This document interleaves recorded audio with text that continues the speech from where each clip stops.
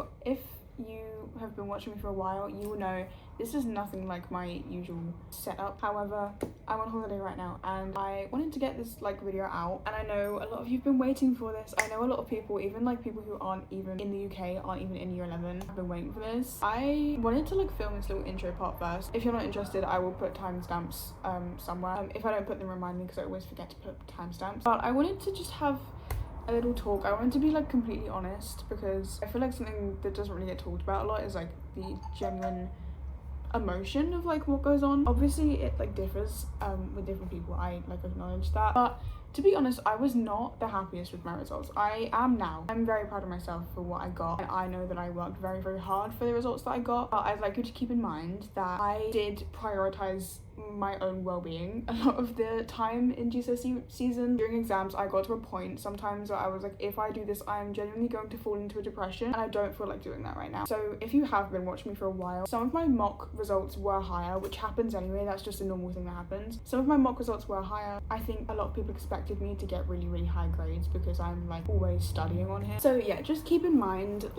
they aren't going to be super, super high grades, and I think a lot of people did expect me to get 7s, 8s, 9s. And obviously I do acknowledge, without in the least braggy way, in the most humble way I can say this, I do acknowledge that they are good grades. They are somewhat, a lot of them are above average, because I have worked a lot. I've worked very, very hard. If you've been watching me for a while, you know I have. By my standards, I think I did really well in the subjects that I really worked hard in. There were some that surprised me, just because I was I didn't think I'd get that high, because what was I even doing? This video is sponsored by Save My Exams. If you've been watching me for a while, you might have noticed I actually use this website quite a lot. This was the main thing that me and my friends used during GCSE. Genuinely, the months leading up to GCSE, when we were in school, all I would see on the school iPads was Save My Exams, because they have all the information that you need on there for any exam board. And I resorted to that website so much. I genuinely relied on it for a very long time. This is sponsored, but my genuine opinion on this is that I wouldn't have gotten some of the results that I did if it weren't for this website, especially in history and in science. And this is the bit that you're all here for, my exam results.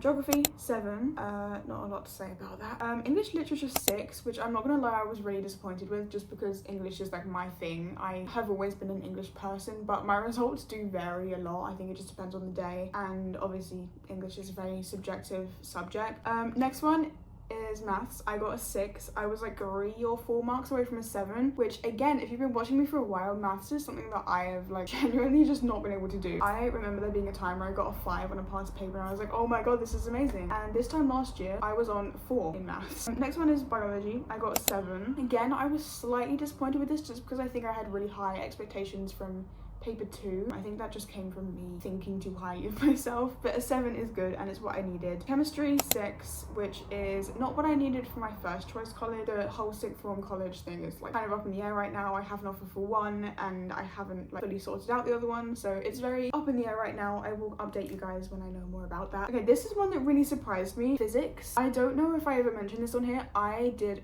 very minimal revision for physics because I was so focused on maths, so I was a little less focused on it. I managed to get a 7, which is kind of crazy. I've never had a 7 in physics before. Okay, English language, I was slightly disappointed with, but not really shocked, because again, it's a really subjective thing and I think I write in my own personal way, to be honest. So I got a 7 in English language and I got a distinction in my spoken language exam, which I was very surprised with. I had to do that speech 3 different times, and that's a whole other story, but I had to do it 3 different times. Spanish, I got a 9, again in the most humble way, in the least braggy way. I was really hoping and expecting a 9, because Spanish is one that I've been able to do all of my GCSE years. Reading and listening always have been really good for me. Writing has always been a little less good. However, I got 48. I'm pretty sure it's out of 50. 48 out of 50 on writing, when that was my lowest before. I think my lowest was speaking, which doesn't surprise me. I got 46 out of 50, 48 out of 50,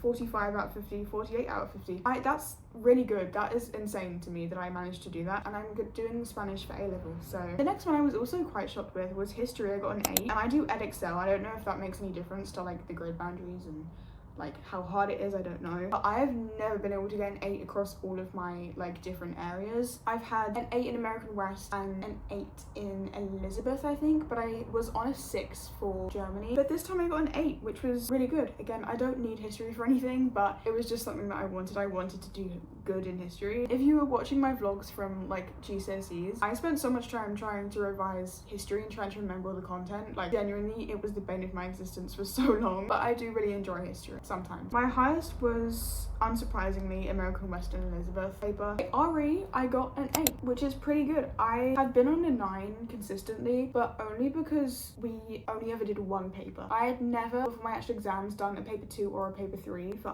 RE, and I remember saying when I came out of my paper 3 exam, I did not have a clue. I didn't know what the words even meant. I didn't know what I was meant to be saying, so getting an 8 is pretty impressive, I would say, for that. So yeah, those are my grades. If you want to click off now, I'm not going to blame you. I just wanted to say, like, I was initially disappointed in them, which is crazy because they are good grades. I acknowledge that they're good grades, and I was speaking to my parents about it, and they're like, bro, that's A's and B's. They were like, that's good, and you got what you needed for your second choice college.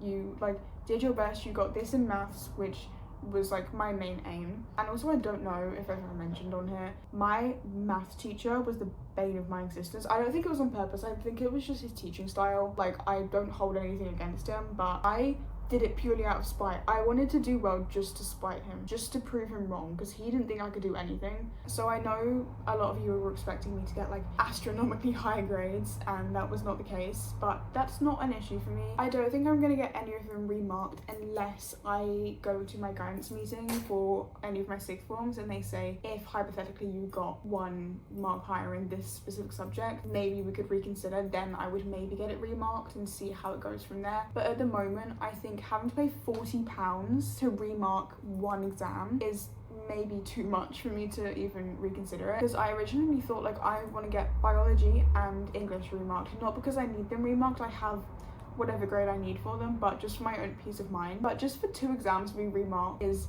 £80. Like I said, I have an offer from one of my sixth forms, so I definitely have a place somewhere, which is good. So yeah, that's my results day video. I know a lot of you have been waiting. I would like to let you guys know there will be a lot of sixth form, like back to school shopping vlogs, like getting ready for sixth form, things like that, once I actually know where I'm going, because I don't at the moment. And the next time you see me, hopefully I will be enrolled somewhere.